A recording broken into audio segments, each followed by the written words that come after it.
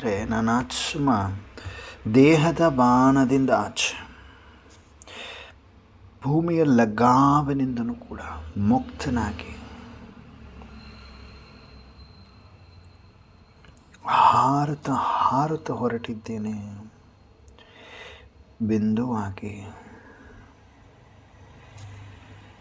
ಬಿಂದು ಬಾಬರವರ ಹತ್ತಿರ ಹಾರುತ್ತಾ ಹೊರಟಿದ್ದೇನೆ. ಅನುಭವ ಮಾಡಿ. ಬಿಂದು ಆಗಿ ಅಶರೀರಿಯಾಗಿ ಹಾರುತ್ತಾ ಹೊರಟಿದ್ದೇನೆ. ಬಿಂದು ಬಾಬರವರನ್ನು ಮಿಲನ ಮಾಡಲು ಅಶರೀರಿ ಪರಮಾತ್ಮನನ್ನು ಮಿಲನ ಮಾಡಲು ಅಶರೀರಿಯಾಗಿ ಹಾರುತ್ತಾ ಹೊರಟಿದ್ದೇನೆ.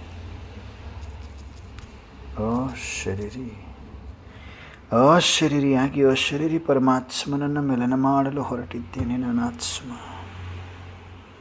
ಶಾಂತ ಸ್ವರೂಪನಾಗಿದ್ದೇನೆ. ಅನಾದಿ ಜ್ಯೋತಿರ್ಬಿಂದು ಸ್ವರೂಪದಲ್ಲಿ ಪರಮಧಾಮದಲ್ಲಿ ಜ್ಞಾನ ಸೂರ್ಯನ ಹತ್ತಿರ ಕುಳಿತುಕೊಂಡಿದ್ದೇನೆ. ನನ್ನೆದುರುಗಡೆ ನನ್ನ ಆತ್ಮನ ತಂದೆ ಪರಂಪಿತ ಪರಮಾತ್ಮ ಶಿವಬಾಬಾ ಇದ್ದಾರೆ. ಮಾಸ್ಟರ್ ಸರ್ವಶಕ್ತಿವಂತನಾಗಿದ್ದೇನೆ. ನನ್ನ ಆತ್ಮ ಮಾಸ್ಟರ್ ಜ್ಞಾನ ಸ್ವರೂಪನಾಗಿದ್ದೇನೆ. ಮಾಸ್ಟರ್ ಶಾಂತಿಯ ಸ್ವರೂಪನಾಗಿದ್ದೇನೆ. ಮಾಸ್ಟರ್ ಆನಂದ ಸ್ವರೂಪನಾಗಿದ್ದೇನೆ. ಸೆಕೆಂಡಿನಲ್ಲಿ ನನ್ನ ಆತ್ಮ ಪರಮಧಾಮದಲ್ಲಿ ಜ್ಞಾನ ಸೂರ್ಯನೊಂದಿಗೆ ಸಪ್ತಗುಣ ಅನುಭವ ಮಾಡ್ತಾ ಶಕ್ತಿಯನ್ನು ನನ್ನಲ್ಲಿ ಆಳದಲ್ಲಿ ಅನುಭವ ಮಾಡ್ತಾ ಮರಳಿ ಪರಮಧಾಮದಿಂದ ನಾನು ಈಗ ಸಂಗಮದ ಶ್ರೇಷ್ಠ ಬ್ರಾಹ್ಮಣ ಜೀವನವನ್ನು ಅನುಭವ ಮಾಡ್ತಾ ಇದ್ದೀನಿ. ಅನುಭವ ಮಾಡಬೇಕು. ಸಂಗಮದ ಶ್ರೇಷ್ಠ ಬ್ರಾಹ್ಮಣ ಜೀವನವನ್ನು ಅನುಭವಿಸ್ತಾ ಇರುವುದು. ಪರಮಾತ್ಮ ಜ್ಞಾನಿ ಆತ್ಮ ಆಗಿದ್ದೇನೆ. ನಾನು ಪರಮಾತ್ಮ ಜ್ಞಾನಿ ಆತ್ಮ ಆಗಿದ್ದೇನೆ. ನಾನು ಸಹಜ ಯೋಗಿ ಆಗಿದ್ದೇನೆ. ನನ್ನ ಆತ್ಮ ಸಹಜ ಯೋಗಿ ಆಗಿದ್ದೇನೆ. ಸಹಜ ರಾಜಯೋಗಿ ಆಗಿದ್ದೇನೆ. ದೈವಿ ಗುಣಗಳನ್ನು ಧಾರಣೆ ಮಾಡಿಕೊಂಡಿರುವ ಆತ್ಮ ಆಗಿದ್ದೇನೆ. ದೈವಿ ಗುಣಗಳನ್ನು ಧಾರಣೆ ಮಾಡಿಕೊಂಡಿರುವ ಆತ್ಮ ಆಗಿದ್ದೇನೆ. ವಿಶ್ವ ಸೇವಾದಾರಿ ಆತ್ಮ ಆಗಿದ್ದೇನೆ.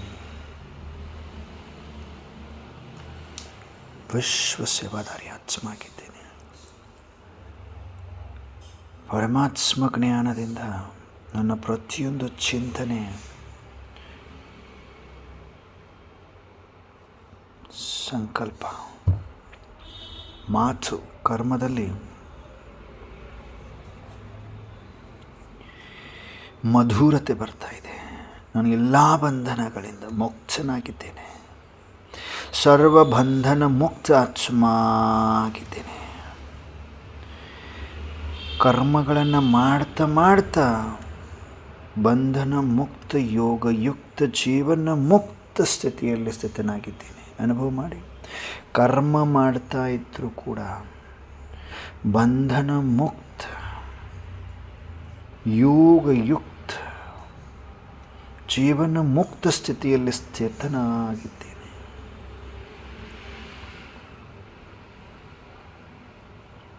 ಅಂಗಸಂಗದಲ್ಲಿ ಯಾರೇ ಬಂದರೂ ನಾನು ಬಂಧಿತನಾಗ್ತಾ ಇಲ್ಲ. ನಾನು ನಿರ್ಬಂಧನಾತ್ಮ ಆಗಿದ್ದೇನೆ. ಪರಮಾತ್ಮ ಲವಲೀನನಾಗಿದ್ದೇನೆ. ಈಶ್ವರನ ನೆನಪಿನ ಲಗನಿನಲ್ಲಿ ಮಗ್ನ ಆಗಿದ್ದೇನೆ. ಸಹಜ ರಾಜಯೋಗದ ಸ್ಥಿತಿಯನ್ನು ಅನುಭವ ಮಾಡ್ತಾ ಇದ್ದೇನೆ. ನನ್ನ ಮನಸ್ಸು ಸದಾ ಶಿವ ಅವರೊಂದಿಗೆ ಸದಾ ಕನೆಕ್ಟೆಡ್ ಇದೆ. ಅನುಭವ ಮಾಡಿರಿ. ಮನಸ್ಸು ಸದಾ ಶಿವ ಪರಮಾತ್ಮನೊಂದಿಗೆ ಕನೆಕ್ಟೆಡ್ ಇದೆ, ಸಂಪರ್ಕದಲ್ಲಿದೆ, ಕನೆಕ್ಷನಲ್ಲಿದೆ, ಅಂಟಿಕೊಂಡಿದೆ. ಪ್ರತಿಯೊಂದು ಸಂಕಲ್ಪ ಯುಕ್ತಿಯುಕ್ತವಾಗ್ತಾ ಇದೆ. ಪ್ರತಿಯೊಂದು ಕರ್ಮ ಶ್ರೇಷ್ಠವಾಗ್ತಾ ಇದೆ. ನನ್ನ ಸಂಕಲ್ಪ, ಮಾತು, ಕರ್ಮ ಸಂಪೂರ್ಣ ಶ್ರೇಷ್ಠವಾಗಿದೆ. ನಾನಾತ್ಮ ಮರಳಿ ಅಶರೀರಿಯಾಗಿ ಜ್ಯೋತಿರ್ಬಿಂದು ಆಗಿ ಪರಮಧಾಮವನ್ನು ತಲುಪಿದ್ದೇನೆ. ಪರಮಾತ್ಮ ಸರ್ವಶಕ್ತಿ ಕಿರಣಗಳಲ್ಲಿ ಸ್ನಾನ ಮಾಡ್ತಾ ಇದೆ ಆತ್ಮ. ನನ್ನ ಆತ್ಮದಲ್ಲಿರುವ ಎಲ್ಲ ವಿಕರ್ಮಗಳು ಭಸ್ಮವಾಗ್ತಾ ಇದೆ. ಅಶರೀರಿ ಜ್ಯೋತಿರ್ಬಿಂದು, ಅನಾದಿ ಜ್ಯೋತಿರ್ಬಿಂದು ಸ್ವರೂಪದಲ್ಲಿ ಏಕಾಂತವಾಸಿಯಾಗಿ ಕುಳಿತಿದ್ದೇನೆ. ಏಕರಸ ಸ್ಥಿತಿಯಲ್ಲಿ, ಮನ್ಮನಾಭವ ಅವಸ್ಥೆಯಲ್ಲಿ ಪರಮಾತ್ಮ ಸರ್ವಶಕ್ತಿ ಕಿರಣಗಳಲ್ಲಿ ಭರ್ಪೂರ ಮಾಡಿ ಸಕ್ಕನಿನಲ್ಲಿ ನನ್ನ ಆತ್ಮ ಅನಾದಿ ಜ್ಯೋತಿರ್ಬಿಂದು ಸ್ವರೂಪದಿಂದ ಆದಿ ದೇವತಾ ಸ್ವರೂಪದಲ್ಲಿ ಸ್ವರ್ಗದಲ್ಲಿ, ವೈಕುಂಠದಲ್ಲಿ, ಸತ್ಯುಗದಲ್ಲಿ, ಸೂರ್ಯ ವಂಶದಲ್ಲಿ ಸ್ವಯಂನ ಅನುಭವ ಮಾಡ್ತಾ ಇದ್ದೇನೆ. ಅನುಭವ ಮಾಡ್ತಾ ಇದ್ದೇನೆ.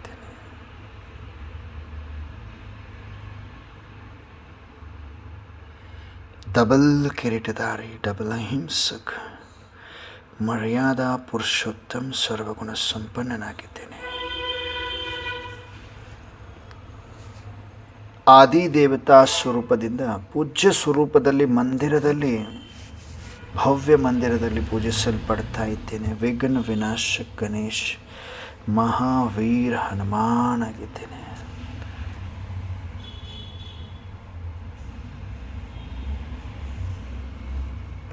ಪೂಜ್ಯ ಸ್ವರೂಪದಿಂದ ಬ್ರಾಹ್ಮಣ ಸ್ವರೂಪದಲ್ಲಿ ಸಂಗಮದ ಸ್ಥೂಲ ಮನೆ ಮಧುಬನದಲ್ಲಿ ಹಿಸ್ಟ್ರಿ ಹಾಲಲ್ಲಿ ಎಲ್ಲ ಪೂರ್ವಜ ಆತ್ಮರ ಜೊತೆಗೆ ರೂಹರಿಹಾನ್ ಮಾಡ್ತಾ ಇದ್ದೇನೆ. ಅನುಭವ ಮಾಡಿ. ಎಲ್ಲ ದೀದಿದಾದಿಯರು ದೃಷ್ಟಿ ಪಡಿತಾ ಸರ್ವ ವ್ಯರ್ಥಗಳಿಂದ ಮುಕ್ತನಾಗಿ ಹಗೂರನಾಗಿ ಶಾಂತಿ ಸ್ತಂಭವನ್ನು ಸುತ್ತಾ ಇದ್ದೀನಿ.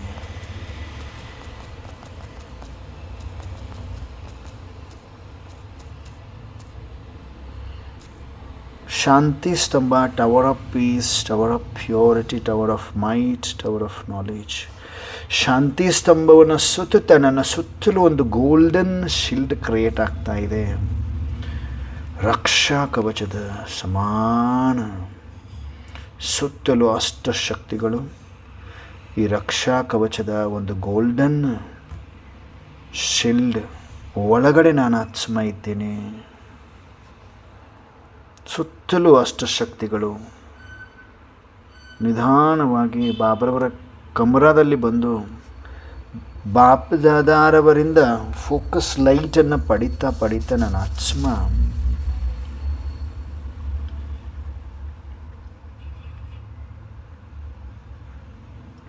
ಬಾಪ್ ಸಮಾನ ಭವದ ವರದಾನವನ್ನು ಪಡಿತಾ ಇದ್ದೇನೆ.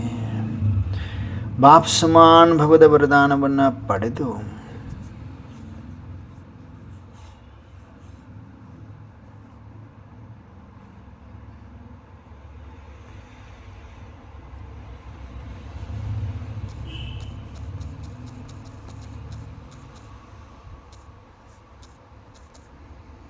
ಹಗೂರತಿ ಅನುಭವ ಮಾಡ್ತಾ ಕುಟೀರದಲ್ಲಿ ಬಂದು ಬಾಬರವರಿಗೆ ಇಡೀ ದಿನದ ದಿನಚರಿಯನ್ನು ಅರ್ಪಿಸುತ್ತಿದ್ದೇನೆ ಬಾಬಾ.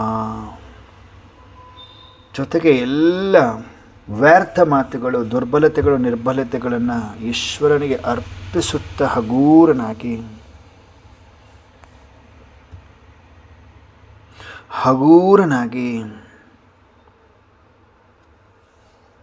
ಹಾರುತ್ತ ಸೂಕ್ಷ್ಮ ವತನವನ್ನು ತಲುಪಿದ್ದೇನೆ. ಸೂಕ್ಷ್ಮ ವತನದಲ್ಲಿ ಬಾಪದಾದ ನಮ್ಮೆಲ್ಲರನ್ನ ತನ್ನ ಬಾಹುಗಳಲ್ಲಿ ಸಮಾವೇಶ ಮಾಡಿಕೊಂಡು ಸೆಕೆಂಡಿನಲ್ಲಿ ಎತ್ತರದ ಲೈಟಿನ ಬಂಗಾರದ ಬೆಟ್ಟದ ಮೇಲೆ ನಮ್ಮೆಲ್ಲರನ್ನ ತನ್ನ ಛತ್ರ ಛಾಯೆ ಹಾಕಿ ಕೂರಿಸ್ತಾ ಇದ್ದರೆ ನಾವೆಲ್ಲರೂ ಹಗೂರರಾಗಿ ಮನ್ಮನಾಭವ ಸ್ಟೇಜಲ್ಲಿ ಪರಮಾತ್ಮ ಬಾಹುಗಳಿಂದ ಎಮರ್ಜ್ ಆಗಿ ಅವ್ಯಕ್ತ ಫರಿಸ್ತೆಗಳಾಗಿ ಕುಳಿತುಕೊಳ್ತಾ ಇದ್ದೇವೆ. ಚೆಹರೆಯಲ್ಲಿ ಲಾಲಿ ಇದೆ, ಚಮಕಿದೆ, ರುಹಾನಿಯತ್ತಿದೆ. ಬಾಪದಾದ ಮಗುಳ್ನಗ್ತಾ ಇದ್ದಾರೆ. ಮಕ್ಕಳೇ ಏಕಾಗ್ರ ಚಿತ್ತವಸ್ಥೆಯಲ್ಲಿದ್ದೀರಾ. ನಾವೆಲ್ಲರೂ ಜೀ ಬಾಬಾ, ಹಾಜಿ ಅಪ್ಪಾಜಿ, ಹಾಜಿ ಬಾಪದಾದ ಮುಗುಳ್ನಗ್ತಾ ಹೇಳ್ತಾ ಇದ್ದೇವೆ. ಬಾಬಾ ಮುಗುಳ್ನಗ್ತಾ, ಮಕ್ಕಳೇ ನಿಮ್ಮ ಏಕಾಗ್ರತೆಯನ್ನು ಇನ್ನಷ್ಟು ಸ್ಪಷ್ಟೀಕರಣ ಮಾಡ್ತೇನೆ, ಇನ್ನಷ್ಟು ಕ್ಲಿಯರ್ ಮಾಡ್ತೇನೆ. ನಿಮಗೆ ಆಕಾಶವಾಣಿ ಕೇಳಿಸ್ತೇನೆ. ನೀವೆಲ್ಲರೂ ಇನ್ನಷ್ಟು ಜಾಗೃತಿ, ಇನ್ನಷ್ಟು ಏಕಾಗ್ರ ಚಿತ್ತರಾಗಬೇಕು. ಮುಂಬರುವ ದಿನಗಳಲ್ಲಿ ಪರಿಸ್ಥಿತಿಗಳ ಆಧಾರ ನಿಮ್ಮ ಏಕಾಗ್ರತೆ ವೃದ್ಧಿಯ ಅವಶ್ಯಕತೆ ಇದೆ. ಹಾಗಾಗಿ ಆಕಾಶವಾಣಿ ಮುಖಾಂತರ ನಿಮ್ಮ ಆ ಒಂದು ಸಹನಶೀಲತಾ ಶಕ್ತಿಯನ್ನು ವೃದ್ಧಿ ಮಾಡ್ತೇನೆ. ಜೊತೆಗೆ ನಿಮ್ಮ ಆ ಅಟೆನ್ಷನ್, ನಿಮ್ಮ ಒಂದು ಏಕಾಗ್ರತೆಯನ್ನು ಜಾಸ್ತಿ ಮಾಡಲು ಈ ಒಂದು ಸಾಧನವನ್ನು, ಯುಕ್ತಿಯನ್ನು ಯೂಸ್ ಮಾಡ್ತಾ ಇದ್ದೇನೆ. ಎಲ್ಲರೂ ಅಟೆನ್ಷನ್ ಪ್ಲೀಸ್, ಆಕಾಶವಾಣಿಯನ್ನು ಆಲಿಸಿ ಅಂತಿದ್ದಾರೆ ಬಾಪ್ದಾದ. ನಾವೆಲ್ಲರೂ ಹಾಜಿ ಅಪ್ಪಾಜಿ, ಎಲ್ಲರೂ ಹೇಳ್ರಿ ಹಾಜಿ ಬಾಬಾ, ಹಾಜಿ ಬಾಬಾ. ಎಲ್ಲರೂ ಹಾಜಿ ಹೇಳ್ತಾ ಇದ್ದೀರಿ. ವಂಡರ್ಫುಲ್. ಬಾಬಾ ನೋಡ್ತಾ ಇದ್ದಾರೆ.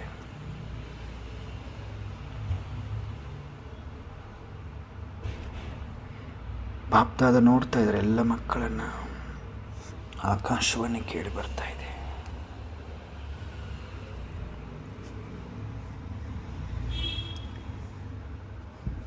ಬಹಳ ವರ್ಷಗಳ ಹಿಂದೆ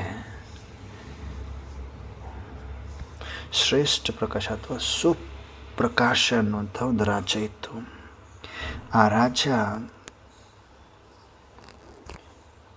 ರಾಜ್ಯ ತನ್ನ ಐಶ್ವರ್ಯದಿಂದಲ್ಲ, ಅಲ್ಲಿನ ಒಂದು ಜನರ ಒಂದು ಸದ್ಗುಣಗಳಿಂದ ಪ್ರಸಿದ್ಧವಾಗಿರ್ತದೆ. ಜನರ ಸದ್ಗುಣಗಳಿಂದ ಪ್ರಸಿದ್ಧ ಆಗಿರ್ತದೆ.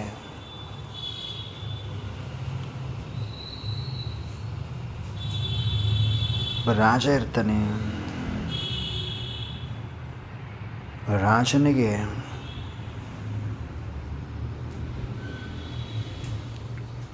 ರಾಜನಿಗೆ ಒಬ್ಬ ಮಗಳಿರ್ತಾರೆ, ಕುಮಾರಿ.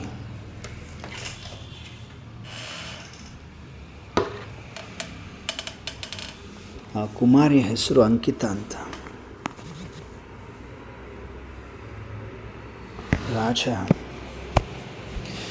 ರಾಜನಿಗೆ ಒಬ್ಬಳೇ ಮಗಳು,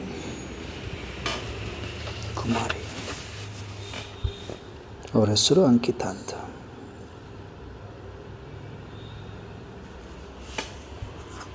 ರಾಜ್ಕುಮಾರಿ ಬಹಳ ಬುದ್ಧಿವಂತೆಯಾಗಿರ್ತಾರೆ. ಆದರೆ ಅವ್ರಿಗೊಂದು ಪ್ರಶ್ನೆ ಯಾವಾಗಲೂ ಕಾಡ್ತಾ ಇರ್ತದೆ.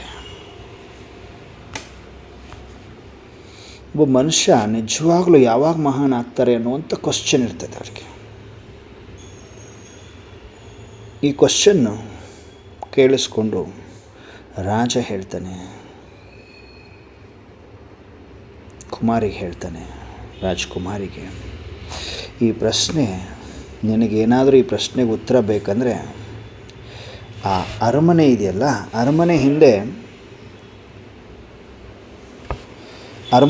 ಹಿಂದುಗಡೆ 3 ಅರಮನೆಗಳ ಮಾರ್ಗಕ್ಕೆ ಹೋಗು. ಇಲ್ಲಿ ಅರಮನೆ ಹಿಂದೆ ಇರುವ 3 ಅರಮನೆಗಳ ಮಾರ್ಗಕ್ಕೆ ಹೋಗು. ಅಲ್ಲಿ ನಿನಗೆ ಒಬ್ಬ ಮಹಾನ್ ಋಷಿ ಸಿಗ್ತಾರೆ.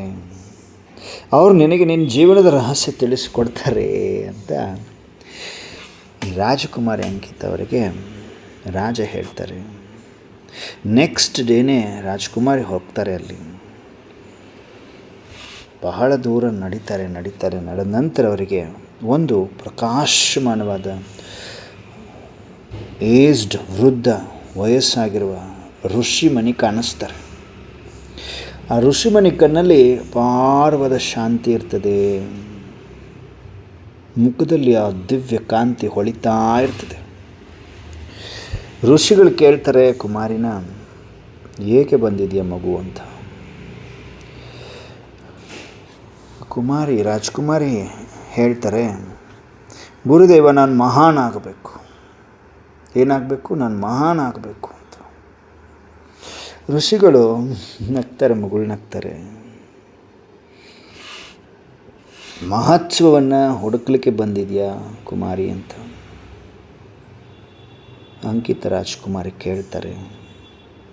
ಹಾಗಂದ್ರೆ ನನ್ನ ಜೊತೆಗೆ ಬಾ ಅಂತ ಋಷಿಮುನಿ ಕುಮಾರಿಯನ್ನು ಕರೀತಾರೆ. ಮೊಟ್ಟ ಮೊದಲಿಗೆ ಆ ಕುಮಾರಿನ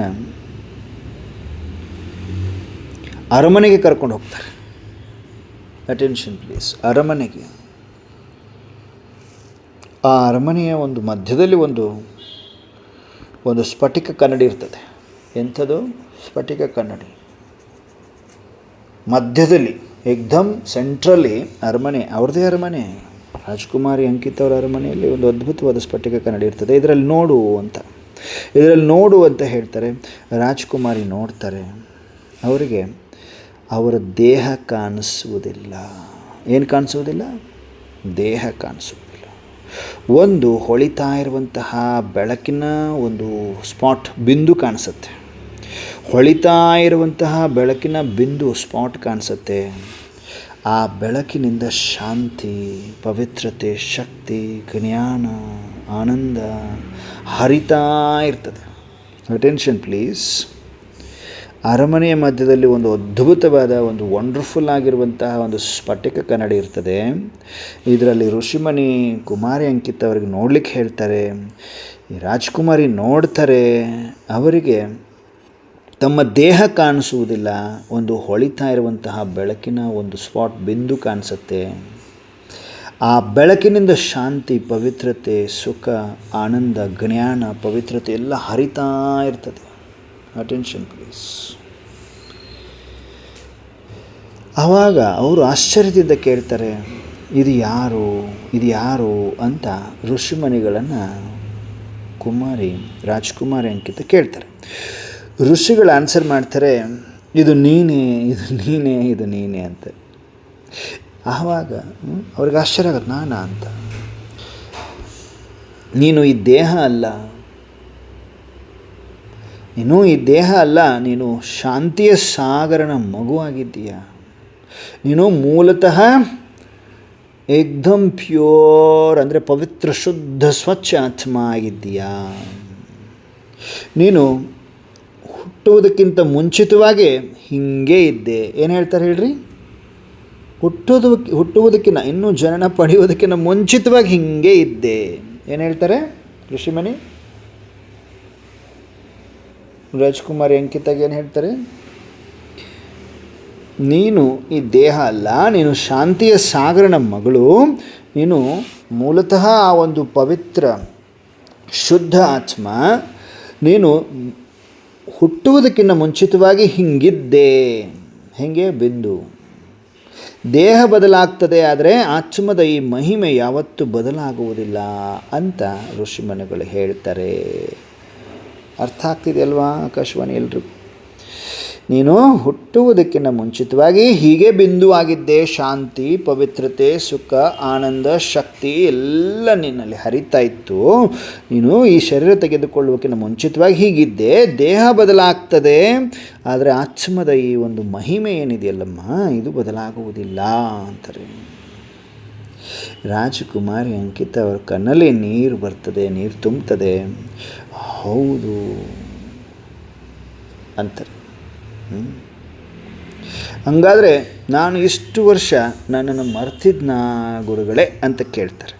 ಕುಮಾರಿ ಭಾಳ ಶಾರ್ಪು. ಹಂಗಾರೆ ನಾನು ಮರ್ತಿದ್ನಾ ನನ್ನನ್ನು ನಾನು ಮರ್ತಿದ್ನಾ?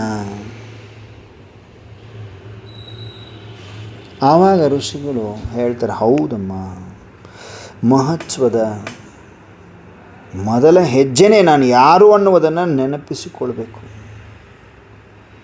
ಮತ್ತೆ ಅವರು ಇನ್ನೊಂದು ಅರಮನೆ ಕರ್ಕೊಂಡು ಹೋಗ್ತಾರೆ. ಅರಮನೆಗಳು ಸಾಕಷ್ಟಿದೆ, 3 ಅರಮನೆಗಳು ಹೇಳಿದರು. ಅರಮನೆಗಳಿದೆ. ಇನ್ನೊಂದು ಅರಮನೆಗೆ ಕರ್ಕೊಂಡು ಹೋಗ್ತಾರೆ.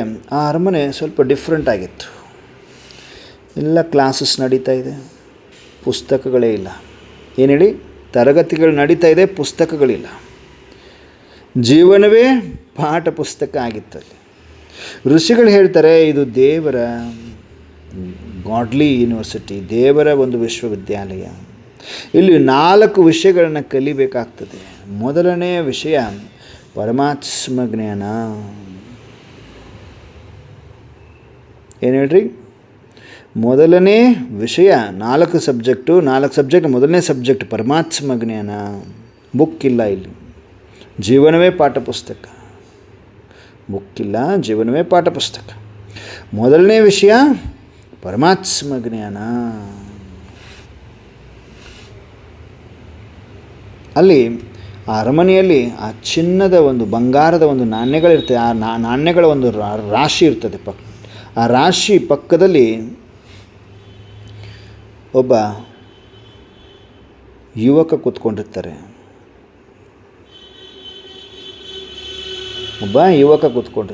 ವಿರಾಜ್ ಅಂತ. ಆದರೆ ಅವರ ಒಂದು ಮುಖದಲ್ಲಿ ಆಸಕ್ತಿ ಇರಲ್ಲ. ಅವ್ರು ಹೇಳ್ತಾರೆ, ಇವು ನನ್ನ ಬಳಿ ಇದೆ, ನನ್ನ ಮನಸ್ಸಲ್ಲಿಲ್ಲ. ಏನು ಹೇಳ್ರಿ? ಇವೆಲ್ಲ ನನ್ನ ಹತ್ರ ಇದೆ, ಇಷ್ಟೊಂದು ಬಂಗಾರದ ನಾಣ್ಯಗಳ ರಾಶಿ ನನ್ನ ಬಳಿ ಇದೆ, ಆದರೆ ನನ್ನ ಮನಸ್ಸಿನಲ್ಲಿಲ್ಲ. ಅವ್ರಿಗೆ ಋಷಿಗಳನ್ನ ಕೇಳ್ತಾನೆ ಆ ಯುವಕ ವಿರಾಜ್. ಋಷಿಗಳು ಹೇಳ್ತಾರೆ ಇವನೇ ಪರಮಾತ್ಮ ಜ್ಞಾನಿ. ಅದು ಹೇಗೆ ಸಾಧ್ಯ? ಕ್ವಶನ್ ಬರ್ತದಲ್ವ ಎಲ್ರಿಗೂ, ಆಕಾಶವಾಣಿ ಕೇಳುವಂಥವ್ರಿಗೆ. ಒಬ್ಬ ಯುವಕ ಕೂತ್ಕೊಂಡಿರ್ತಾನೆ, ಬಂಗಾರದ ನಾಣ್ಯಗಳ ರಾಶಿ ಇರ್ತದೆ, ರಾಶಿ ಪಕ್ಕದಲ್ಲಿ ಕೂತ್ಕೊಂಡಿರ್ತಾನೆ ಅರಮನೆಯಲ್ಲಿ. ಅವರ ಒಂದು ಮುಖದಲ್ಲಿ ಆಸಕ್ತಿ ಇರಂಗಿಲ್ಲ. ಅವ್ರು ಹೇಳ್ತಾರೆ ಋಷಿಗಳಿಗೆ, ಇವು ನನ್ನ ಹತ್ರ ಇಲ್ಲ, ಆದರೆ ನನ್ನ ಮನಸ್ಸಿನಲ್ಲಿ ಇಲ್ಲ. ಅಂದರೆ ಇವು ನನ್ನ ಹತ್ರ ಇದ್ದಾವೆ, ಇವೆಲ್ಲ ಫಿಸಿಕಲಿ, ಆದರೆ ನನ್ನ ಮನಸ್ಸಿನಲ್ಲಿಲ್ಲ.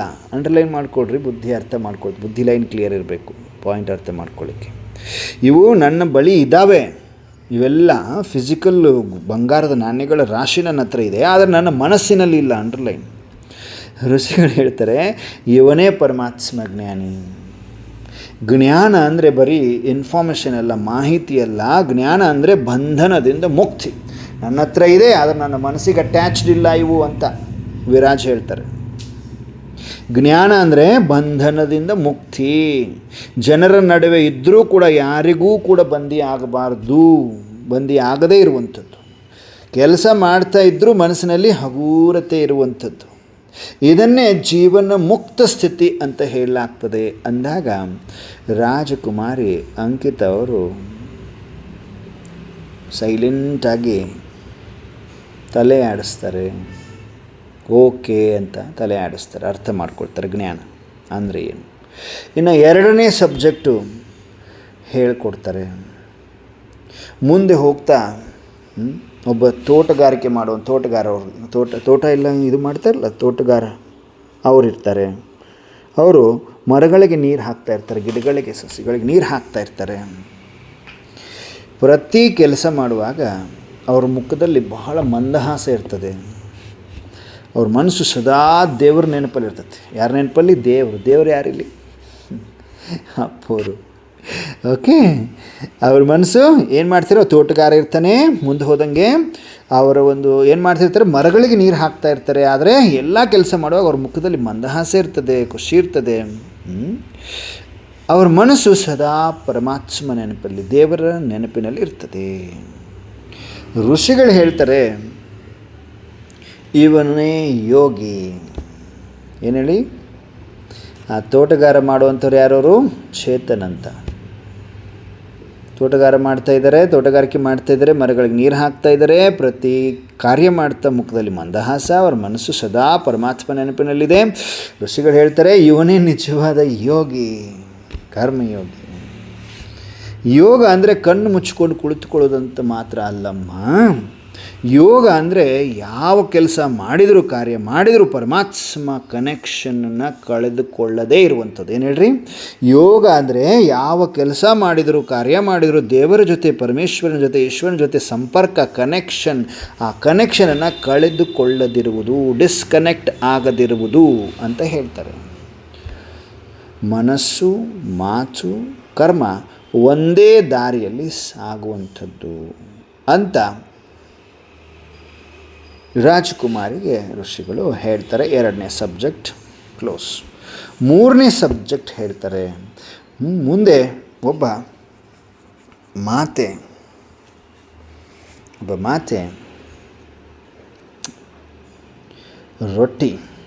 ರೊಟ್ಟಿ ಜೋಳದ ರೊಟ್ಟಿ ಹಂಚ್ತಾ ಇರ್ತಾರೆ.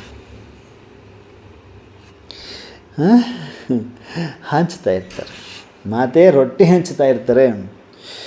ಅವರ ಹೆಸರು ವಿಜಯಲಕ್ಷ್ಮಿ ಅಂತ.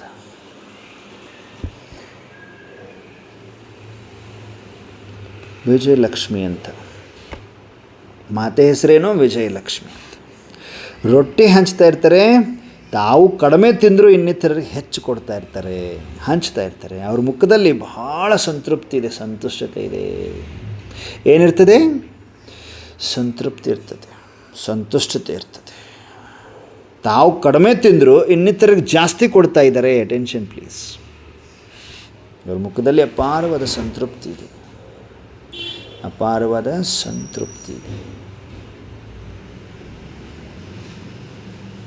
Attention please.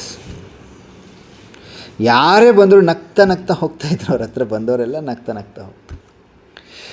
ಋಷಿಗಳು ಹೇಳ್ತಾರೆ, ದೈವಿ ಗುಣಗಳ ಮೊದಲು ತನ್ನಲ್ಲಿ ಏನೇ ಕೊಟ್ಟರೂ ಸಂತೃಪ್ತತೆ ಇರಬೇಕು, ಸಂತುಷ್ಟತೆ ಇರಬೇಕು. ಮೊದಲನೇ ಗುರುತು ತನ್ನಲ್ಲಿ ತಾನು ಸಂತೃಪ್ತನಾಗಿರಬೇಕು. ಎರಡನೇ ಗುರುತು ಇನ್ನಿತರರನ್ನೂ ಸಂತುಷ್ಟಗೊಳಿಸಬೇಕು. ಅಂಥವ್ರ ಬಳಿ ಆಶೀರ್ವಾದಗಳು ಹರಿದು ಬರ್ತವೆ ಕುಮಾರಿ ಅಂತ ಋಷಿಗಳು ಹೇಳ್ತಾರೆ. ಮೂರನೇ ಸಬ್ಜೆಕ್ಟ್ ಕ್ಲೋಸ್. ಓಕೆ, ನಾಲ್ಕನೇ ಸಬ್ಜೆಕ್ಟ್ ಬಗ್ಗೆ ಹೇಳ್ತಾರೆ ಋಷಿಮುನಿಗಳು. ಒಂದು ದೀಪಸ್ತಂಭ ಇರ್ತದೆ, ಲೈಟ್ ಕಂಬ ಅಂತಿರಲ್ಲ, ಆ ಥರ ದೀಪಸ್ತಂಭ ಬಳಿ ಬರ್ತಾರೆ. ಅಥವಾ ನೀವು ಇದು ಇರ್ತದಲ್ಲ ಫೋಕಸ್ ಲೈಟು, ಆ ಥರದ ಕಂಬ ದೀಪಸ್ತಂಭ. ಜೋರಾಗಿ ಗಾಳಿ ಬೀಸ್ತಾ ಇತ್ತು, ಮಳೆ ಸರಿಯಾಗಿ ಚಟ್ ಅಂತ ಸುರಿತಾ ಇತ್ತು. ಆ ದೀಪಸ್ತಂಭ ಆರ್ತಾ ಇರಲಿಲ್ಲ. ಆಗಿನ ಕಾಲದ ದೀಪಸ್ತಂಭ, ಈಗಿನ ಕಾಲದಲ್ಲ. ಆಗ ಏನಾಗ್ತದೆ, ಮಳೆ ಬರ್ತಾ ಇದೆ, ಜೋರು ಮಳೆ, ಜೋರು ಗಾಳಿ, ಆದರೂ ದೀಪ ಆರ್ತಾ ಇಲ್ಲ. ಒಬ್ಬ ವಯಸ್ಸಾಗಿರುವ ವೃದ್ಧ ಇಡೀ ರಾತ್ರಿ ಅದನ್ನು ಕಾಪಾಡ್ತಾ ಇರ್ತಾನೆ. ಆ ವೃದ್ಧನನ್ನು ನೋಡಿ ರಾಜಕುಮಾರಿ ಕೇಳ್ತಾರೆ, ನಿಮಗೆ ಸುಸ್ತಾಗುವುದಿಲ್ಲ, ದಣಿವಾಗುವುದಿಲ್ಲ ನಿಮಗೆ? ರಾತ್ರಿಯೆಲ್ಲ ಈ ದೀಪಸ್ತಂಭ ಕಾಯ್ತಾ ಇರ್ತೀರಿ ನೀವು. ಆವಾಗ ವೃದ್ಧ ಹೇಳ್ತಾರೆ, ನಗ್ತಾ ಹೇಳ್ತಾರೆ, ಸ್ವಾರ್ಥಕ್ಕಾಗಿ ಕೆಲಸ ಮಾಡಿದರೆ ಸುಸ್ತಾಗ್ತದೆ. ಏನು ಹೇಳ್ರಿ? ಸ್ವಾರ್ಥಕ್ಕಾಗಿ ಕೆಲಸ ಮಾಡಿದರೆ ಸುಸ್ತಾಗ್ತದೆ, ದಣಿವಾಗ್ತದೆ. ಪ್ರೀತಿಯಿಂದ ಸೇವೆ ಮಾಡಿದ್ರೆ ಶಕ್ತಿ ಹೆಚ್ಚಾಗ್ತದೆ ಅಮ್ಮ ರಾಜಕುಮಾರಿ ಅಂಕಿತ ಅಂತ ಹೇಳ್ತಾರೆ. ಋಷಿಗಳು ಹೇಳ್ತಾರೆ ಇಲ್ಲಿ, ವಿಶ್ವ ಸೇವಾದಾರಿ ಅಂದರೆ ನಿರ್ಮಾಣ್ ಅಥಕ್ ಜಾಗಂತಿ ಜ್ಯೋತಿ, ಜಾಗೃತ ಜ್ಯೋತಿ. ಏನು ಹೇಳಿ? ವಿಶ್ವ ಸೇವಾದಾರಿ ಅಂದರೆ ನಿರ್ಮಾಣ್, ಅಥಕ್ ಸೇವಾದಾರಿ, ಸದಾ ಜಾಗೃತ ಜ್ಯೋತಿ, ಸದಾ ಬೆಳಗುತ್ತಾ ಇರುವ ಜ್ಯೋತಿ. ಜಾಗೃತ, ಗಾಳಿ ಬರಲಿ ಮಳೆ ಬರಲಿ ಏನೇ ಇದ್ರೂ ಜಾಗೃತ ಜ್ಯೋತಿ. ವಿಘ್ನಗಳು ಬರ್ತವೆ, ಆದರೆ ಅವನ ಬೆಳಕು ಮಾತ್ರ ಆರದು. ನೆಕ್ಸ್ಟ್, ಈಗ 2 ಅರಮನೆ ಆಯಿತು, ಟೋಟಲ್ 3 ಅರಮನೆ. ಮೂರನೇ ಅರಮನೆ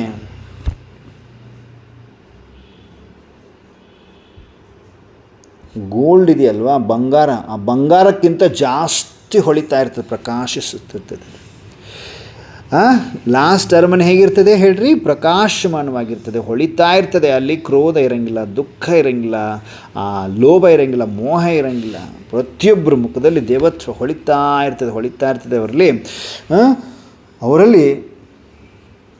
ಅವರಲ್ಲಿ ಸೇಮ್ ಆ ರಾಜಕುಮಾರಿ ಅಂತಲೇ ಕಾಣ್ತಾ ಇರ್ತಾರೆ ಒಬ್ಬರು. ಹೇಗೆ? ರಾಜಕುಮಾರಿ ಅಂತಲೇ ಕಾಣಿಸ್ತಾ ಇರ್ತಾರೆ, ರಾಜಕುಮಾರಿ ಅಂಕಿತ ಥರನೇ ಕಾಣಿಸ್ತಾ ಇರ್ತಾರೆ. ಆದರೆ ಅವರ ಮುಖದಲ್ಲಿ ದಿವ್ಯ ತೇಜಸ್ಸು.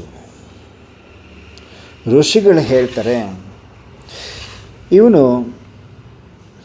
ಅಟೆನ್ಷನ್ ಪ್ಲೀಸ್, ಇವರು ರಾಜಕುಮಾರಿ ಇರ್ತಾರೆ, ಇವಳು ಅಂತ ಹೇಳ್ತಾರೆ ಋಷಿಗಳು, ಇವಳು ನಿನ್ನ ಭವಿಷ್ಯದ ಸ್ವರೂಪ ಆಗಿದ್ದಾರೆ.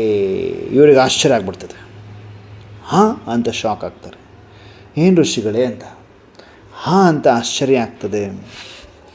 ಇವರು ಇನ್ನು ಭವಿಷ್ಯದ ಸ್ವರೂಪ, ಸರ್ವಗುಣ ಸಂಪನ್ನ, 16 ಕಲಾ ಸಂಪೂರ್ಣ ನಿರ್ವಿಕಾರಿ, ಮರ್ಯಾದ ಪುರುಷೋತ್ತಮ್ ಅಂತ ಅಂದಾಗ ರಾಜಕುಮಾರಿ ಕೇಳ್ತಾರೆ, ನಾನು ನಿಜವಾಗ್ಲೂ ಹಿಂಗಾಗಬಹುದಾ ಋಷಿಗಳೇ, ನಿಜಾನ ಸುಳ್ಳು ಹೇಳ್ತಿದ್ದೀರಾ ಅಂತ. ಯಾಕಂದರೆ ಸೇಮ್ ಡಿಟ್ಟು ಅವ್ರು ಹಂಗಿರ್ತಾರೆ. ಹಾಗಾಗಿ ಹೀಗಾಗ್ತೀನಾ ಅಂತ ರಾಜಕುಮಾರಿ ಕೇಳ್ತಾರೆ. ಕೇಳಿದಾಗ ಋಷಿಗಳು ಹೇಳ್ತಾರೆ, ಯಾಕೆ ಆಗಬಾರ್ದಮ್ಮ, ಮೊದಲನೇ ಅರಮನೆಯನ್ನು ನೀನು ನೆನಪು ಮಾಡ್ಕೋ. ಮೊದಲನೇ ಅರಮನೆ, ನೀನು ಏನೇನು ಪಾಠಗಳನ್ನ ಕಲಿತೆ ಅದು ಪ್ರತಿದಿನ ಜೀವನದಲ್ಲಿ ಅಳವಡಿಸ್ಕೋಬೇಕು. ಎರಡನೇ ಅರಮನೆಯಲ್ಲಿ ನೀನು ಕಲ್ತಿರುವಂಥ ಪಾಠಗಳೇನಿದೆ ಪ್ರತಿದಿನ ಜೀವನದಲ್ಲಿ ಅಳವಡಿಸ್ಕೋಬೇಕು. ಮೂರನೇ ಅರಮನೆ ನಿನ್ನ ಭವಿಷ್ಯವಾಗ್ತದೆ. ಏನು ಹೇಳ್ರಿ, ಮೊದಲನೇ ಅರಮನೆಯನ್ನು ನೆನಪಿಸಿಕೋ ಅಂತಾರೆ ಋಷಿಮುನಿಗಳು. ಎರಡನೇ ಅರಮನೆಯಲ್ಲಿ ಕಲಿತಿರುವಂತಹ ಪಾಠಗಳನ್ನು ಪ್ರತಿದಿನ ಜೀವನದಲ್ಲಿ ಅಳವಡಿಸ್ಕೋ, ನೀನು ಫಾಲೋ ಮಾಡು. ಮೂರನೇ ಅರಮನೆ ನಿನ್ನ ಭವಿಷ್ಯ ಆಗ್ಬಿಡ್ತದೆ ಅಂದಾಗ ಹೀಗೆ ಕೇಳಿಸ್ಕೊಂಡು ಅವ್ರು ಸುಮ್ಮನಾಗ್ತಾರೆ. ಆಮೇಲೆ ವರ್ಷಗಳು ಕಳೀತಾ ಹೋಗ್ತದೆ. ಈಗ ಕುಮಾರಿ ಅಂಕಿತ ಇದ್ದಂಥವ್ರು ಈಗ ರಾಜಕುಮಾರಿ ಆಗ್ತಾರೆ. ಅಂದರೆ ಪಟ್ಟ ಅಭಿಷೇಕ ಆಗ್ತದೆ, ಇವರು ಪಟ್ಟಕ್ಕೇರ್ತಾರೆ. ಆದರೆ ಯಾರು ಇವರನ್ನು ಮಹಾನ್ ರಾಣಿ ಅಂತ ಕರೀಲಿಲ್ಲ.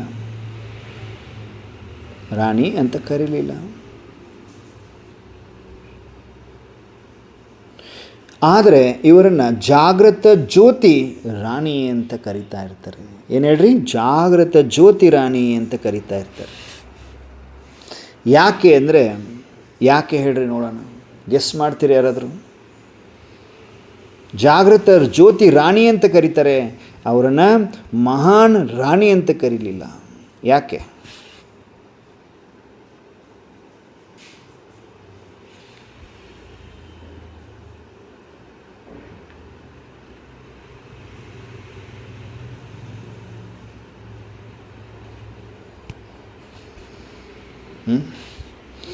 ಆತ್ಮ ಸದಾ ಹೊಳಿತಾ ಇರ್ತದೆ, ಜ್ಯೋತಿ ಆರುವುದಿಲ್ಲ.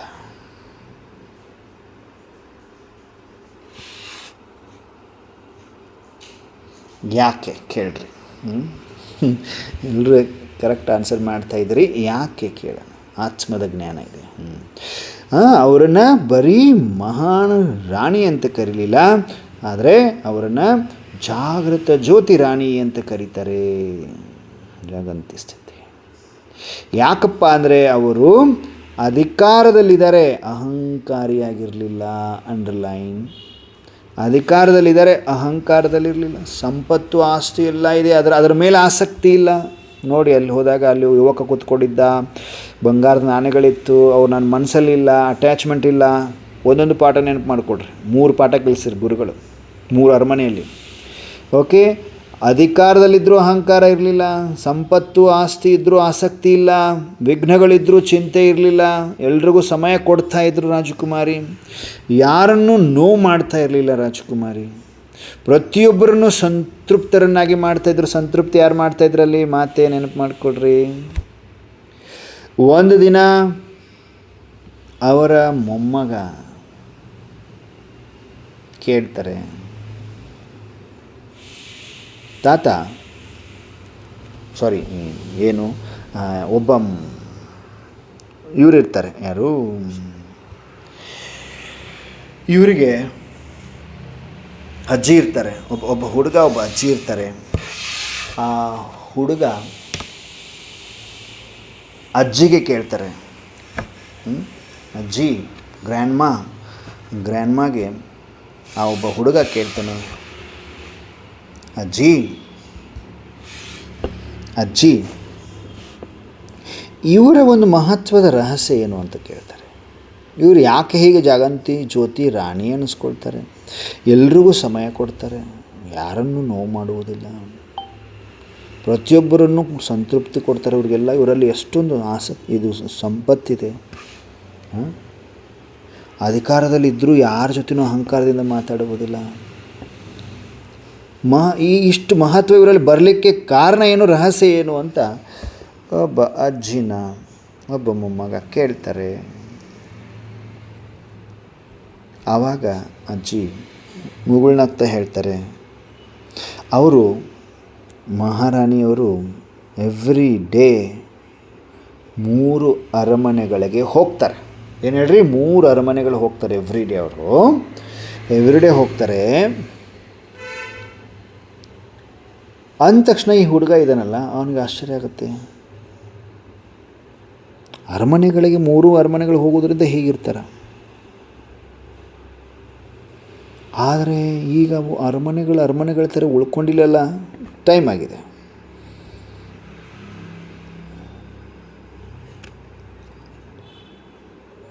ಅಂದಾಗ ಅಜ್ಜಿ ಏನು ಹೇಳ್ತಾರೆ, ಹೃದಯದ ಮೇಲೆ ಕೈ ಇಟ್ಟು ಹೇಳ್ತಾರೆ, ಆ ಅರಮನೆಗಳು ಎಲ್ಲೂ ಫಿಸಿಕಲ್ ಆಗಿ ಹೊರಗಡೆ ಇಲ್ಲ, ಅವು ಇಲ್ಲೇ ಹೃದಯದಲ್ಲಿದ್ದಾವೆ.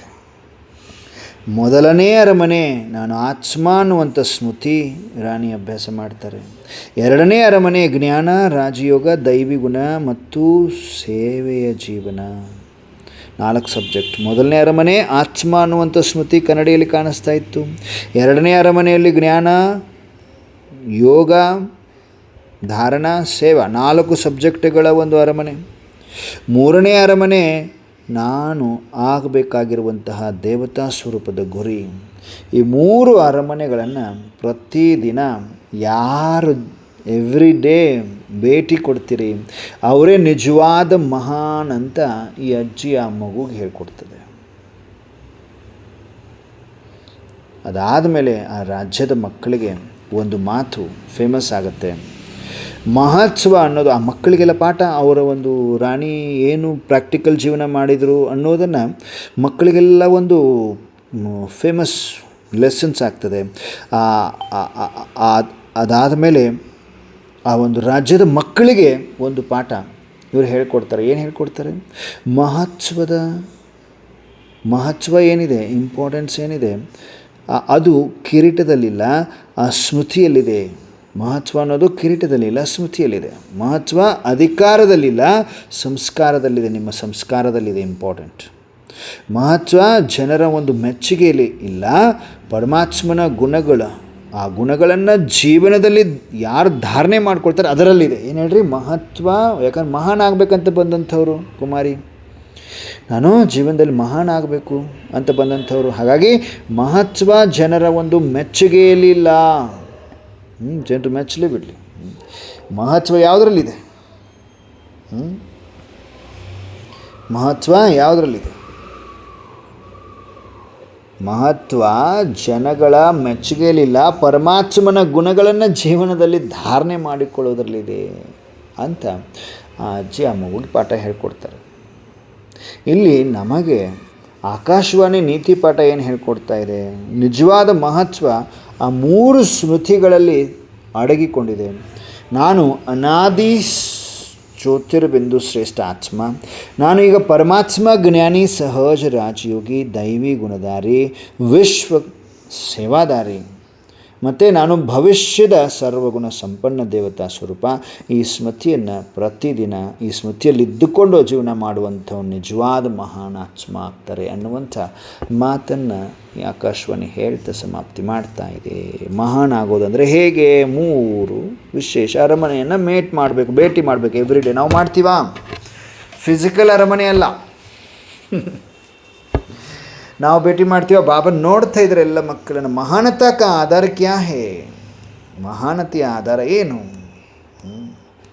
ಬಾಬಾ ಎಲ್ಲ ಮಕ್ಕಳನ್ನ ನೋಡ್ತಾ सदा काल के लिए महिमा के योग्य बनाने वाले, त्रिकालदर्शी बनाने वाले, सदा जागती ज्योति शिव बाबा बोले, ಶಿವ ಪಿತಾ बोले, ಸದಾ ಕಾಲಕ್ಕಾಗಿ ಮಹಿಮೆಯ ಯೋಗ್ಯ ಮಾಡುವಂಥವರು ತ್ರಿಕಾಲದರ್ಶಿಯನ್ನು ಮಾಡುವಂಥವರು ಸದಾ ಜಾಗಂತಿ ಜ್ಯೋತಿ ಶಿವ ಪರಮಾತ್ಮ ಹೇಳ್ತಾ ಇದ್ದಾರೆ. बच्चों की क्या क्या महिमा है, जिस आधार से इतने महान बनते हैं बाप उस महिमा को देख रहे हैं. ನೋಡಿ, ಮಕ್ಕಳದ್ದು ಏನೇನು ಮಹಿಮೆ ಇದೆ, ಯಾವ ಆಧಾರದಿಂದ ಈ ಒಂದು ಮಹಾನ್ ಆಗ್ತಾರೆ ಮಕ್ಕಳು, ಬಾಬಾ ಆ ಒಂದು ಮಹಿಮೆಯನ್ನು ನೋಡ್ತಾ ಇದ್ದಾರೆ. ನೋಡಿ, 3 ಅರಮನೆಗಳು ನೆನಪು ಮಾಡಿಕೊಡ್ರಿ. ಎಲ್ಲೆಲ್ಲಿ ಏನೇನು ನೋಡಿದರು ರಾಜಕುಮಾರಿ. ಬಾಬಾ ಕಥೆಗೆ ಆಧಾರ ಮುರಳಿ ಹೇಳ್ತಾ ಇದ್ದಾರೆ ನಮ್ಮೆಲ್ರಿಗೂ. Attention please. ಬಾಬಾ ನೋಡ್ತಾ ಇದ್ದಾರೆ. ಮಕ್ಕಳು ಯಾವ್ಯಾವ ಒಂದು ಮಹಿಮೆ, ಯಾವ ಆಧಾರದಿಂದ ಇಷ್ಟು ಮಹಾನ್ ಆಗ್ತದೆ ಕೇಳ್ತಾ ಆ ಒಂದು ಮಹಿಮೆಯನ್ನು ನೋಡ್ತಾ ಇದ್ದೀನಿ ಅಂತಿದ್ದಾರೆ ಬಾಬರು. ಆಪ್ ಸಬ್ ಅಪ್ನಿ ತೀನೋ ಸ್ವರೂಪೋं की महिमा को जानते हो. 3 ಸ್ವರೂಪದ ಮಹಿಮೆಯನ್ನು ನೋಡ್ತೀರಾ, ತಿಳ್ಕೊಂಡಿದ್ದೀರಾ. ಏಕೇ ಅನಾದಿ ಸ್ವರೂಪಕ್ಕೆ ಮಹಿಮಾ. ಅಲ್ಲಿ ಕನ್ನಡಿಯಲ್ಲಿ ಆ ಬಿಂದು ಕಾಣಿಸ್ತಾ ಇತ್ತು, ನೀನು ಹುಟ್ಟುವುದಕ್ಕಿಂತ ಮುಂಚಿತವಾಗಿ ಹೀಗೆ ಇದ್ದೆ ಅಂತ ಋಷಿಮುನಿ ಹೇಳ್ಕೊಡ್ತಾರೆ, ನೆನಪಂತ. अनादि स्वरूप की महिमा. दूसरी वर्तमान ब्राह्मण जीवन की महिमा. तीसरी है भविष्य आदि स्वरूप की महिमा. अंडरलाइन. ಒಂದು ಅನಾದಿ ಸ್ವರೂಪದ ಮಹಿಮೆ, ಎರಡನೇದು ವರ್ತಮಾನ ಬ್ರಾಹ್ಮಣ ಜೀವನದ ಮಹಿಮೆ ಏನು, 4 ಸಬ್ಜೆಕ್ಟ್ಗಳು. ಮೂರನೇದ್ದು ಭವಿಷ್ಯ, ಈ 4 ಸಬ್ಜೆಕ್ಟ್ ಫಾಲೋ ಮಾಡ್ತಾ ಅನಾದಿ ಸ್ವರೂಪದಲ್ಲಿ ಇದ್ಕೊಂಡು ನಾವು ಭವಿಷ್ಯ ಆದಿ ಸ್ವರೂಪವನ್ನು ನೋಡ್ಬೋದು. ಇದೇ ಮಹಿಮೆ ಅಂತಾರೆ ಪಾಪರು. ಇದೇ ಮಹಿಮೆ, इधे महिमे. आदि स्वरूप की महिमा तो अभी तक भक्त भी गा रहे हैं. सर्वगुण संपन्न, 16 कला संपूर्ण, संपूर्ण निर्विकारी, मर्यादा पुरुषोत्तम, संपूर्ण अहिंसक. यह महिमा है अंतिम फरिश्ते स्वरूप की, अर्थात भविष्य आदि स्वरूप की. जैसे ब्रह्मा सो श्री कृष्ण कहते हैं, वैसे अंतिम फरिश्ता सो देवता. तो यह है आदि स्वरूप की महिमा. ಆದಿ ಸ್ವರೂಪದ ಮಹಿಮೆ ಅಂತೂ ಇಲ್ಲಿಯ ತನಕ ಭಕ್ತಿ ಗಾಯನ ಮಾಡ್ತಾ ಇದ್ದಾರೆ. ಸರ್ವಗುಣ ಸಂಪನ್ನ, 16 ಕಲಾ ಸಂಪೂರ್ಣ, ಸಂಪೂರ್ಣ ನಿರ್ವಿಕಾರಿ, ಮರ್ಯಾದಾ ಪುರುಷೋತ್ತಮ, ಸಂಪೂರ್ಣ ಅಹಿಂಸಕ್. ಇದು ಮಹಿಮೆಯಾಗಿದೆ ಅಂತಿಮ ಫರಿಸ್ತಾ ಸ್ವರೂಪದ, ಅರ್ಥಾತ್ ಭವಿಷ್ಯ ಆದಿ ಸ್ವರೂಪದ್ದು. ಹೇಗೆ ಬ್ರಹ್ಮನಿಂದ ಶ್ರೀಕೃಷ್ಣ ಅಂತ ಹೇಳಲಾಗ್ತದೆ, ಹಾಗೆ ಅಂತಿಮ ಫರಿಸ್ತೆಯಿಂದ ದೇವತೆ. ಹಾಗಾದರೆ ಇದಾಗದೆ ಆದಿ ಸ್ವರೂಪದ ಮಹಿಮೆ ಅಂತಾರೆ ಪಾಪದ. ಆದಿ ಸ್ವರೂಪದ ಮಹಿಮೆ ಅಂತ ಹೇಳ್ತಾ ಇದ್ದಾರೆ ಪಾಪ. ಆದಿ ಸ್ವರೂಪದ ಮಹಿಮೆ.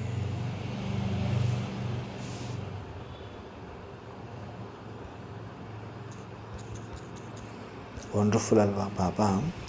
3 ಇಂಪಾರ್ಟೆಂಟ್ ಸ್ವರೂಪ.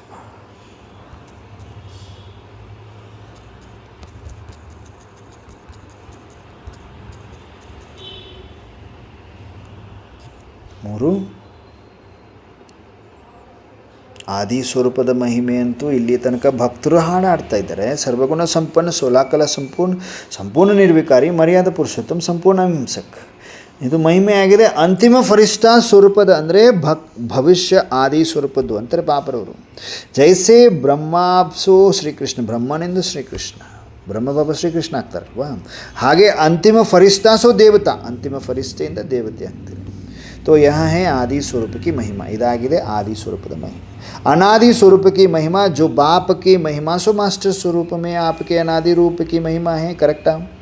ಅನಾದಿ ಸ್ವರೂಪದ ಮಹಿಮೆ ಯಾವುದು? ಪರಮಾತ್ಮ ಅಪ್ಪಾಜಿ ತಂದೆಯವರ ಮಹಿಮೆ ಇದೆ. ಮಹಿಮೆ ಅದೇ ತರಹ ಮಾಸ್ಟರ್ ಸ್ವರೂಪದಲ್ಲಿ ನಿಮ್ಮ ಅನಾದಿ ರೂಪದ ಮಹಿಮೆ ಇದೆ. जैसे मास्टर सर्वशक्तिवान, master knowledgeful, master blissful, master peaceful ಅಂತ ಹೇಳ್ತೀರಿ. ಹಾಗೆ ಹೇಗೆ ಮಾಸ್ಟರ್ ಸರ್ವಶಕ್ತಿವಾನ್, ಮಾಸ್ಟರ್ ಜ್ಞಾನಪೂರ್ಣ, ಮಾಸ್ಟರ್ ಆನಂದ ಪೂರ್ಣ, ಮಾಸ್ಟರ್ ಶಾಂತಿಪೂರ್ಣ, ಶಾಂತಿಯ ಸಾಗರ ಅಂತ ಹೇಳ್ತೀರಿ. ವರ್ತಮಾನ ಶ್ರೇಷ್ಠ ಬ್ರಾಹ್ಮಣ ಸ್ವರೂಪಕ್ಕೆ ಮಹಿಮಾ ಕೌನ್ ಸಿ ಹೈ. ವರ್ತಮಾನ ಬ್ರಾಹ್ಮಣ, ಶ್ರೇಷ್ಠ ಬ್ರಾಹ್ಮಣ ಸ್ವರೂಪದ ಮಹಿಮೆ ಯಾವುದಾಗಿದೆ? ಬ್ರಾಹ್ಮಣೋं के जीवन के मुख्य 4 आधार है. ब्राह्मण कहाँ ही जाता है, पढ़ने और पढ़ाने वाले हो. ಕರೆಕ್ಟಾ? ಬ್ರಾಹ್ಮಣ ಸ್ವರೂಪದ ಮಹಿಮೆ ಯಾವುದಾಗಿದೆ? ಬ್ರಾಹ್ಮಣ ಜೀವನದ ಮುಖ್ಯ 4 ಆಧಾರ ಬ್ರಾಹ್ಮಣ ಅಂತ ಹೇಳಲಾಗ್ತದೆ. ಓದುವುದು ಮತ್ತು ಓದಿಸುವಂಥದ್ದು. ಬ್ರಾಹ್ಮಣ ಜೀವನ ಅರ್ಥಾತ್ ಗಾಡ್ಲಿ ಸ್ಟೂಡೆಂಟ್ ಲೈಫ್. ಎಲ್ಲರೂ ಗಾಡ್ಲಿ ಸ್ಟೂಡೆಂಟ್ ಹೌದಲ್ಲ, ಗೋಲ್ಡನ್ ಬಂಗಾರದಂಥ ಸ್ಟೂಡೆಂಟ್ಸ್ ಹೌದಲ್ಲ, ಎಲ್ಲರೂ ಬಾಬಾ ಮೊನ್ನೆ ನನಗೆ ಕಿರೀಟ ಕೊಟ್ಟಿದ್ದಾರೆ. ಬಂಗಾರ ನೀವು ಎಲ್ಲರೂ, ಒಬ್ಬೊಬ್ಬರು ಒಂದೊಂದು ಬಂಗಾರದ ಸ್ಟೂಡೆಂಟ್ಸ್. ನೀವು ಯಾರು ನಿರಂತರ ಇದ್ದೀರಿ godly golden student, golden student Baba ಬಿರುದು ಕೊಟ್ಟಿದ್ದಾರೆ, ನೆನಪಿಟ್ಕೊಳ್ಳಿ. ಬ್ರಾಹ್ಮಣ ಜೀವನ ಅಂದ್ರೇ ಈ ಥರ ಒಂದು ಗಾಡ್ಲಿ ಸ್ಟೂಡೆಂಟ್. ಎವ್ರಿ ಡೇ ಏನಾದರೂ ಒಂದು ಬರಿತಾ ಇರ್ತೀರಿ, ಪೆನ್ ಹಿಡ್ಕೊಂಡು ಬರಿತಿರ್ತೀರಿ. ಭಲೆ ಶರೀರಕ್ಕೆ ವಯಸ್ಸಾಗಿದೆ, ನಿಮ್ಮ ಮಕ್ಕಳು ಮೊಮ್ಮಕ್ಕಳು ನೋಡಿದ್ರೆ ಏನಮ್ಮ ಇಷ್ಟು ವಯಸ್ಸಾಗಿದೆ ನೀನು ಬರಿತೀಯ, ನಾನು ಬರೆಯೋಕ್ಕೆ ಕೂತ್ಕೊಂಡಿಲ್ಲ. ಒಂದಿನ ಅಂದಿರ್ಬೇಕು ಯಾರಿಗಾದ್ರೂ ಮನೆಯಲ್ಲಿ, ನಾನು ಗಾಡ್ಲಿ ಸ್ಟೂಡೆಂಟ್ ಅಂತ ಹೆಮ್ಮೆಯಿಂದ ಹೇಳ್ಕೊಬೇಕು. ನೀವು ಮಕ್ಕಳ ಹತ್ರ ಹೇಳ್ಕೊಳ್ತೀರಾ ಇಲ್ಲೋ ಗಾಡ್ಲಿ ಸ್ಟೂಡೆಂಟ್. ಅವರೇ ನಿಮಗೆ ಪೆನ್ನು ಪುಸ್ತಕ ತಂದು ಕೊಡಬೇಕು. ಅಮ್ಮ ಬರೀ ನೀನು ಬರೀದು ನೋಡ್ಬೇಕಂದ್ರೆ ನಂಗೆ ಇಷ್ಟ ಆಗುತ್ತೆ, ನೀನು ವೈಬ್ರೇಷನ್ ನನಗೂ ಬರ್ತದೆ, ನಾನು ಬರೀಬೇಕು ಅನಿಸುತ್ತೆ ಅನ್ಬೇಕು ಅವರು. ಓಕೆನಾ? ಗಾಡ್ಲಿ ಸ್ಟೂಡೆಂಟ್ ಹೌದಲ್ಲ, ಬಂಗಾರದಂಥ ಸ್ಟೂಡೆಂಟ್ಸ್ ಅಂತಾರೆ ಬಾಬ್ರವರು. पढ़ाई के जो मुख्य 4 सब्जेक्ट्स है वही ब्राह्मण जीवन के 4 आधार है. ಓದು ಎಜುಕೇಷನ್ ಏನಿದೆ ಮುಖ್ಯ 4 ಸಬ್ಜೆಕ್ಟ್ ಇದೆ, ಬ್ರಾಹ್ಮಣ ಜೀವನದ 4 ಆಧಾರ. पर ब्राह्मण स्वरूप की महिमा है और वह है एक परमात्मा ज्ञानी, सहज राजयोगी, दिव्य गुणधारी, विश्व सेवाधारी. 4 सब्जेक्ट बनता. अरमने नंबर 2 बनता.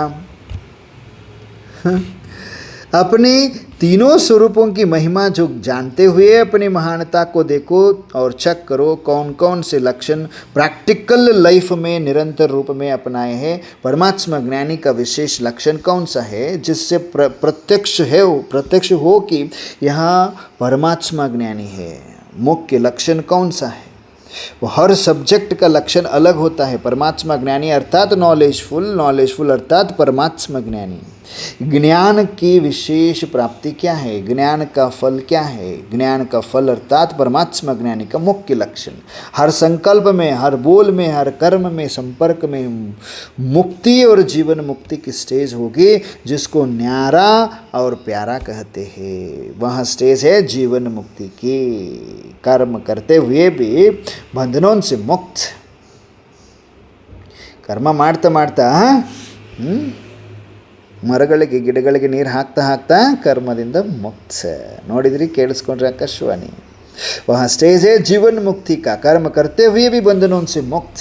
अतः परमात्मा ज्ञानी का विशेष लक्षण है सब में मुक्त और जीवन मुक्त स्थिति. ज्ञान अर्थात समझदार सदा स्वयं को बंधन मुक्त सर्व आकर्षणों से मुक्त बनाने की समझ रखता है. ಬುದ್ಧಿವಂತ ತಿಳುವಳಿಕೆ ಉಳ್ಳಂಥ ಆತ್ಮ ಸ್ವಯಂವನ್ನು ಬಂಧನ ಮುಕ್ತ ಸರ್ವ ಆಕರ್ಷಣೆಗಳಿಂದ ಮುಕ್ತ ಮಾಡುವಂತಹ ಒಂದು ತಿಳುವಳಿಕೆನ ಇಟ್ಕೊಳ್ತಾರೆ. ಹಾಗಾದರೆ ಪರಮಾತ್ಮ ಜ್ಞಾನಿಕ ವಿಶೇಷ ಲಕ್ಷಣ ಹುವಾ ಮುಕ್ತ ಅವರ ಜೀವನ್ ಮುಕ್ತ. ಮುಕ್ತ ಹಾಗೂ ಜೀವನ್ ಮುಕ್ತ, ಬಂಧನದಿಂದ ಮುಕ್ತ ಮತ್ತು ಜೀವನ್ ಮುಕ್ತ, जीवन बंधनದಿಂದ ಬಂಧಿತ ಇಲ್ಲ ಅಂತ. इसी प्रकार सहज राजयोगी का लक्षण क्या होगा? सहज राजयोगी लक्षण है ना, योग अर्थात योग युक्त अर्थात युक्ति युक्त. वहाँ संकल्प और कर्म की समानता की सिद्धि स्वरूप होगा. अच्छा, ಇನ್ನೂ ಚೆನ್ನಾಗಿ ಎಕ್ಸ್ಪ್ಲನೇಷನ್ ಮಾಡ್ಬೋದು, ಸಮಯದ ಅಭಾವ ಇರುವ ಕಾರಣ ಬಾಬಾ ಬೇಗ ಕಂಪ್ಲೀಟ್ ಮಾಡಿಸ್ತಾ ಇದ್ದಾರೆ. ದಿವ್ಯ ಗುಣಧಾರಿ का मुख्य लक्षण क्या होगा? संतुष्ट रहना और सबको संतुष्ट करना. ರೊಟ್ಟಿ ಹಂಚುವಂಥ ವಿಜಯಲಕ್ಷ್ಮಿ ಅಕ್ಕವ್ರು ಹೇಗಿದ್ದರು? ಎಲ್ರಿಗೂ ರೊಟ್ಟಿ ಹಂಚ್ತಿದ್ರು, ತಮಗೆ ಕಡಿಮೆ ಇದ್ರೂ ಕೂಡ ಬೇರೆಯವರಿಗೆ ಹಂಚ್ತಾ ಇದ್ದರು. ಆಕಾಶವಾಣಿ ಕೇಳಿಸ್ಕೊಂಡ್ರಲ್ವಾ? ಹಾಗೆ ದಿವ್ಯ ಗುಣಧಾರಿ ಅವರ ಒಂದು ಗುಣವನ್ನು ಅವರ ಒಂದು ಕರ್ಮದಲ್ಲಿ ತೋರಿಸ್ತಾ ಇದ್ರಲ್ಲ ವಿಜಯಲಕ್ಷ್ಮಿ ಅಕ್ಕವರು. ದಿವ್ಯ ಗುಣಧಾರಿ का मुख्य लक्षण क्या होगा? संतुष्ट रहना और सबको. ತಾವು ಸಂತುಷ್ಟ ಇದ್ದರು, ಇನ್ನಿತರರನ್ನು ಸಂತುಷ್ಟ ಮಾಡ್ತಿದ್ರು. ರೊಟ್ಟಿ ಎಲ್ರಿಗೂ ಕೊಡ್ತಾಯಿದ್ರು, ತಾವು ಕಡಿಮೆ ತಿಂತಿದ್ರು, ಬಟ್ ಸಂತುಷ್ಟ ಇರ್ತಿದ್ರು, ಖುಷಿಯಾಗಿ ಎಲ್ರಿಗೂ ಹಸನ್ಮುಖಿಯಾಗಿದ್ದರು, ಹಂಚ್ತಾ ಇದ್ರು. ಆಕಾಶವಾಣಿಯಲ್ಲಿ ಇದ್ರಿಲ್ವ? ಎಲ್ಲರೂ ಕೇಳಿಸ್ಕೊಂಡ್ರಿ. ಹಾಗೆ दिव्य गुणधारी का मुख्य लक्षण क्या होगा? संतुष्ट रहना और सबको संतुष्ट करना. उनको सबकी संतुष्टता का आशीर्वाद. ಅವ್ರಿಗೇನಾಗ್ತಿತ್ತು ವಿಜಯಲಕ್ಷ್ಮಿ ಅಕ್ಕವ್ರು? ಸಂತುಷ್ಟತೆ ಎಲ್ಲರದ್ದು ಆಶೀರ್ವಾದ ಪ್ರಾಪ್ತಿ ಆಗ್ತಾ ಇತ್ತು. गॉडली यूनिवर्सिटी अर्थात गॉडली यूनिवर्सिटी का सर्टिफिकेट प्राप्त होगा ಅಂತ ಏನು ಹೇಳ್ತಾರೆ ಬಾಬಾ? गॉडली यूनिवर्सिटी इंदा सर्टिफिकेट प्राप्ति ಆಗ್ತಿದೆ. विश्व सेवादारी का विशेष लक्षण क्या है? विश्व सेवादारी अर्थात निर्माण और अथक. निर्माण ಹಾಗೂ अथक सेवादारी. सदा जागती ज्योति होकर रहेंगे. जागती ज्योति माना केवल निद्राजीत नहीं लेकिन सर्वविघ्न जीत. बरी निद्राजीतರು ಜಾಗತಿ ಜ್ಯೋತಿ ಅಲ್ಲ. ಅಜ್ಜ ಹೇಗಿದ್ರು? ದೀಪ ಆರ್ದಂಗೆ ಹಿಂಗೆ ನೋಡ್ಕೊತಿದ್ರು ರಾತ್ರಿ ಎಲ್ಲ. ವಿಶ್ವ ಸೇವಾದಾರಿ ಕರೆಕ್ಟಾ? ಆ ವೃದ್ಧಂದಿತ್ತಲ್ವ ಕಥೆಯಲ್ಲಿ, ಹಾಗೆ ವಿಘ್ನजीत. उसको कहते जागती ज्योति. स्मृति रहना भी जागना है. स्मृति इरुವುದು ಕೂಡ ಜಾಗೃತ, ನಾನಾತ್ಮ ಅನ್ನೋದು. तो अब इन सभी लक्षणों को सामने रखते हुए देखो कि गॉडली ಯೂನಿವರ್ಸಿಟಿ की ಸಂಪೂರ್ಣ ಡಿಗ್ರಿ ली है. ನಾನು गॉडली ಯೂನಿವರ್ಸಿಟಿಯಿಂದ ಡಿಗ್ರಿ ತೊಗೊಂಡಿದ್ದೀನ, ಚೆಕ್ ಮಾಡಿಕೊಡ್ರಿ ಸಂತುಷ್ಟತೆ. 4 सब्जेक्ट के आधार पर जो महिमा बताई वही ब्राह्मण जीवन की डिग्री है. ನೋಡಿ, 4 ಸಬ್ಜೆಕ್ಟ್ಗಳ ಆಧಾರದ ಮೇಲೆ ಮಹಿಮೆ ಏನು ಹೇಳಾಯಿತು, ಅದು ಬ್ರಾಹ್ಮಣ ಜೀವನದ ಡಿಗ್ರಿ ಆಗಿದೆ. तो यहाँ डिग्री ली है, ಈ ಡಿಗ್ರಿ ತೊಗೊಂಡಿದೆ 4 ಸಬ್ಜೆಕ್ಟ್ ಇದು. यहाँ वर्तमान समय की डिग्री है, ಇದು ಅಟ್ ಪ್ರೆಸೆಂಟ್ ಸಂಗಮದ ಒಂದು ಡಿಗ್ರಿ ಆಗಿದೆ. फरिश्ते स्वरूप की डिग्री तो और है, किंतु अभी तो हर एक अपने को ज्ञानी योगी सेवादारी तो कहते हो ना. तो जो अपने को कहते हो, समझते हो, चैलेंज करते हो कि सभी शास्त्र ज्ञानी है, हम परमात्मा ज्ञानी है, वे सब हठ योगी है, हम दिव्य गुणधारी अर्थात कमल पुष्प समान जीवन वाले, हम विश्व कल्याणकारी अर्थात सेवादारी है. इसलिए जो चैलेंज करते हो वे ही लक्षण दिखाई देने चाहिए. क्या यहाँ कठिन है बच्चे? बाबू नोड़ी कठिन नहीं दिया. हाँ, यहाँ तो ब्राह्मणों का निजी धर्म और कर्म है.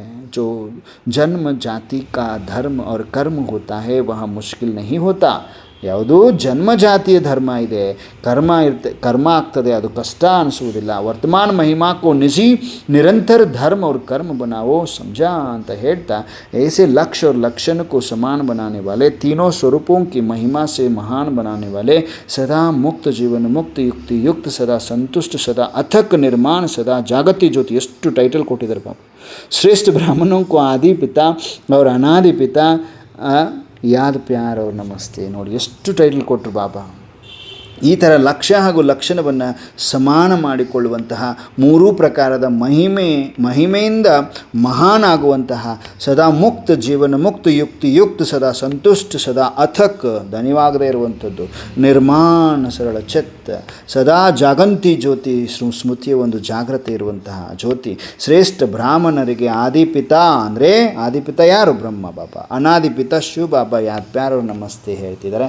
ನಾವೆಲ್ಲರೂ ಹೃದಯೇಶ್ವರನಿಗೆ, ಹೃದಯ ರಾಮನಿಗೆ ಸತ್ಯ ಹೃದಯದಿಂದ ನಮಸ್ತೆ ಅಪ್ಪಾಜಿ, ಧನ್ಯವಾದಗಳು, ನಮಸ್ತೆ, ಧನ್ಯವಾದಗಳನ್ನು ಹೇಳ್ತಾರೆ. ಬಾಬಾ ಒಂದೊಂದು ಮಗುವಿಗೆ ವಿಜಯೀಭವದ ತಿಲಕ, ರಕ್ಷಾ ಕವಚ, ಪವಿತ್ರತೆಯ ಗೋಲ್ಡನ್ ಬ್ಯಾಡ್ಜನ್ನು ಹಾಕ್ತಾ ಅಮೃತವನ್ನು ಕುಡಿಸ್ತಾ ಅಮರ್ ಭವ ಅಮರ್ ಭವ ಅಮರ್ ಭವದ ವರದಾನವನ್ನು ಕೊಡ್ತಾ ಬಾಪ್ದಾದ ವಿದಾಯ ಹೇಳ್ತಾ ಇದ್ದಾರೆ. ನಾವೆಲ್ಲರೂ ಹೃದಯ ರಾಮನಿಗೆ ಹೃದಯದಿಂದ ನಮಸ್ತೆ, ಧನ್ಯವಾದಗಳನ್ನು ಅರ್ಪಿಸ್ತಾ, ನಾನಾತ್ಮ ಸೂಕ್ಷ್ಮ ವತನದಿಂದ ಸ್ಥೂಲ ಸಾಕಾರದಲ್ಲಿ, ಸ್ಥೂಲ ಶರೀರದಲ್ಲಿ, ಭ್ರುಕುಟಿಯ ಮಧ್ಯದಲ್ಲಿ ಬಂದು ವಿರಾಜಮಾನ ಮಾಡಿ ಮಸ್ತಕ್ ಮನೆಯಾಗಿದ್ದೇನೆ. ಮಸ್ತಕದಲ್ಲಿ ದಿವ್ಯತೆ, ಪ್ರಾಕ್ಟಿಕಲ್ ಆ ಒಂದು ದಿವ್ಯತೆ ಅನುಭವ ಮಾಡ್ತಾ ಇದ್ದೇನೆ. ನಾನಾತ್ಮ ಜಾಗಂತಿ ಜ್ಯೋತಿಯಾಗಿದ್ದೇನೆ.